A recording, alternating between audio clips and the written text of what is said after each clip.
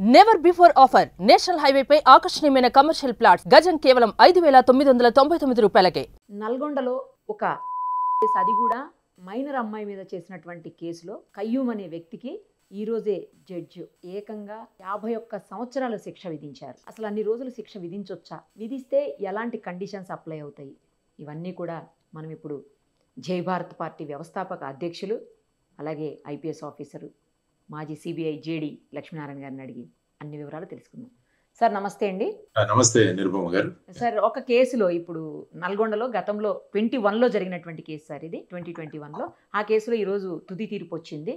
So ఆ కేసులో ఏంటంటే 51 సంవత్సరాలు వేశారు, 20 ఏళ్ళేమో అత్యాచారం కింద వేసినటువంటి శిక్ష ఆ కేసుకి. తర్వాత ఇంకొక 20 ఏళ్ళేమో పోక్సో చట్టానికి, పోక్సో కేసు కింద వేసినటువంటి శిక్ష.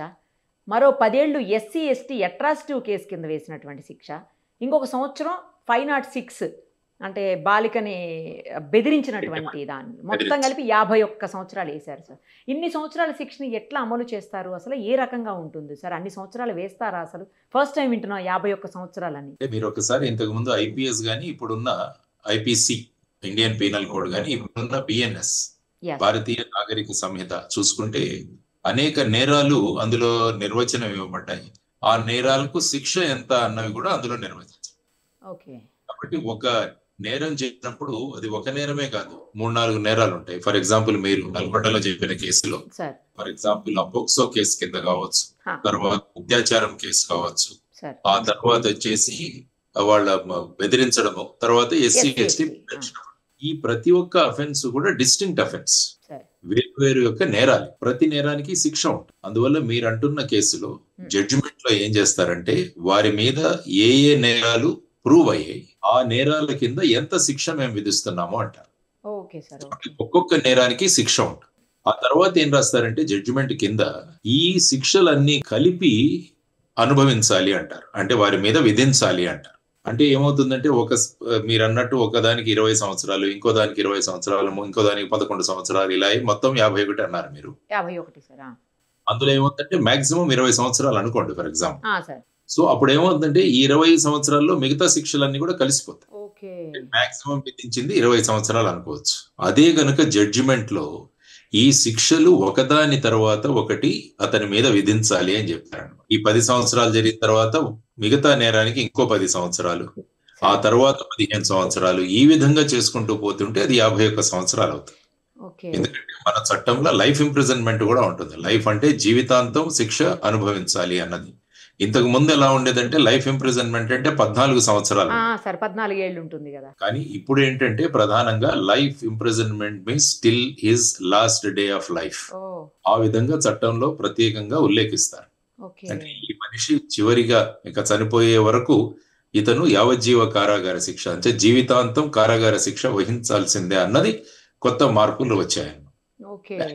చూసుకుంటే అమెరికాలో ఇలాంటి కొన్ని ఈ చీటింగ్ కేసెస్ వీటన్నిటిలో కూడా 200 సంవత్సరాల శిక్ష, 300 సంవత్సరాల శిక్ష అని మనం వింటూ ఉంటాం. అంటే కానీ 200-300 ఏళ్ళు ఎలా అని నాకు ఎప్పుడు డౌట్ ఉంది. అంటే ఏమవుతుందంటే ఆ శిక్షలన్నీ విధించిన వాటిని అన్నింటినీ కలిపితే, ఒక్కొక్క నేరానికి శిక్ష అన్ని కలిపితే అంత అవుతుంది.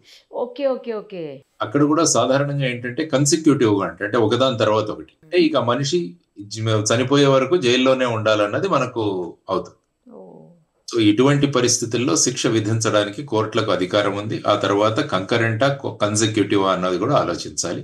సో ఆ విధంగా వారు ఎవరైతే ఎందుకంటే ఇటువంటి శిక్షల వల్ల సమాజం మీద ప్రభావం ఉంటుంది.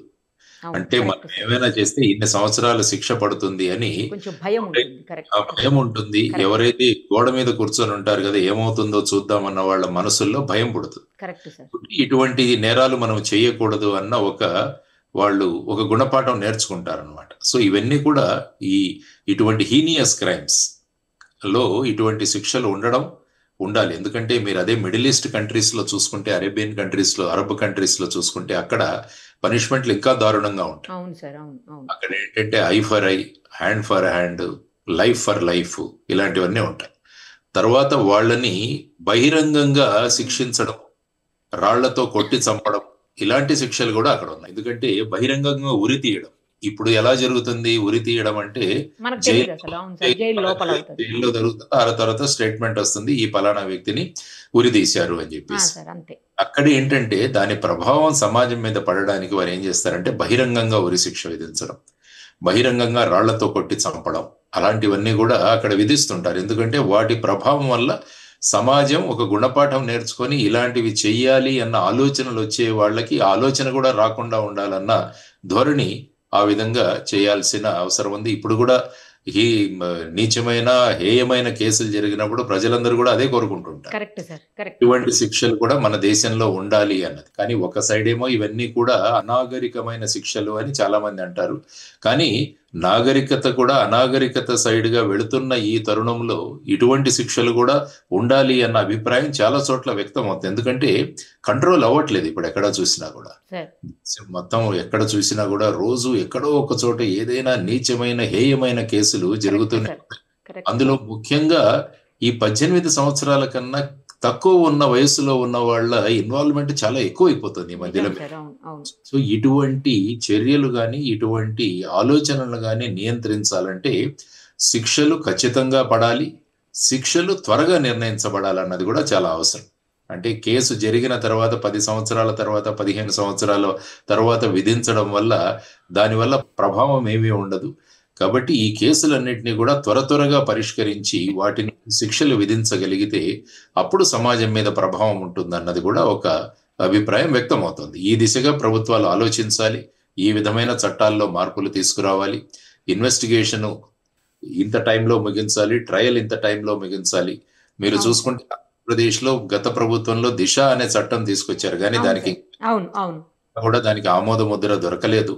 అందులో ఏంటంటే 14 రోజుల్లో ఇన్వెస్టిగేషన్ అవ్వాలి అనుకుంటాను, 7 రోజుల్లో ట్రయల్ ముగించాలి, మొత్తం 21 రోజుల్లో కంప్లీట్ అవ్వాలి అన్నది ఆ చట్టం యొక్క వెనకాల ఉన్న ఇంపార్టెంట్. అది ఎలా జరుగుతుంది ఏం జరుగుతుంది అన్నది తర్వాత పెట్టినా కూడా ఒక రకమైన భయం. 21 రోజుల్లో కేసు పరిష్కారం అయిపోతుంది, శిక్ష పడుతుంది అంటే అది ఒక భయంని సృష్టిస్తుంది ఈ విధమైన. సో దాని గురించి ఆలోచించాలి. ఆ విధంగా కోర్టుల సంఖ్యలు పెరగాలి, తరువాత త్వరగా న్యాయ పరిష్కారం, ఇన్వెస్టిగేషన్ కూడా త్వరగా, తర్వాత ఫోరెన్సిక్ ల్యాబ్స్ ఏవైతే ఉన్నాయో అవి కూడా త్వరగా వాటి రిపోర్ట్స్ ఇవ్వడము, ఇవన్నీ కూడా చేయగలిగితే ఆ రకమైన justice delayed is justice denied అంట. జస్టిస్ డిలే అవుతే ఆ న్యాయం జరగదు అని. తర్వాత justice hurried also justice is buried అంటారు, అది కూడా కొంత మాట్లాడుతుంటారు కొంతమంది.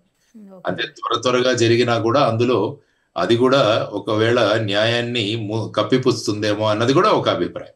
అందువల్ల ఒక రీజనబుల్ పీరియడ్ లో వీలైనంత త్వరగా మనం చేయగలిగితే అది ఖచ్చితంగా ఉంటుంది అన్నది అభిప్రాయం. ఎందుకంటే సమాజాన్ని మంచి దిశగా తీసుకువెళ్లే బాధ్యత అందరి మీద ఉంది.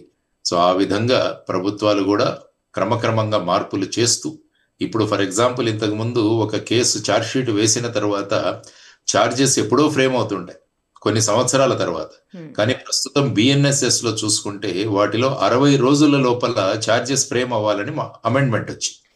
అంటే ఛార్జ్ షీట్ ఫైల్ అయిన తర్వాత 60 రోజుల్లో ఛార్జెస్ ఫ్రేమ్ అయి ట్రయల్ మొదలవ్వాలి. అప్పుడు ఏమవుతుందంటే అది త్వరగా పరిష్కరించుకోవాలి. కానీ దీనికి కావలసినన్ని కోర్టులు ఉన్నాయా, తర్వాత అడ్జస్ట్మెంట్స్ లేకుండా చేయాలన్న కూడా తెచ్చిన అమెండ్మెంట్. సో ఇవన్నీ కూడా ప్రాక్టికల్ గా ఎలా జరుగుతాయన్నది కూడా చూడాలి. మన ఇన్ఫ్రాస్ట్రక్చర్ పెరగాలి, నెంబర్ ఆఫ్ కోర్ట్స్ పెరగాలి. సో ఇవన్నీ చేసుకుంటూ వెళితే సమాజాన్ని నేరరహితమైన సమాజంగా తయారు చేయాల్సిన అవసరం ఎంతైనా ఉందని మనం, అంటే ఒక నేరం జరిగిన తర్వాత పట్టుకొని శిక్షించడం ఒకటైతే ఆ నేరమే జరగకుండా చేయడం అన్నది అది గొప్ప విజయం అవుతుంది. ఆ విధంగా మనం ఆలోచించాలన్నది నా అభిప్రాయం. Right sir, perfect sir.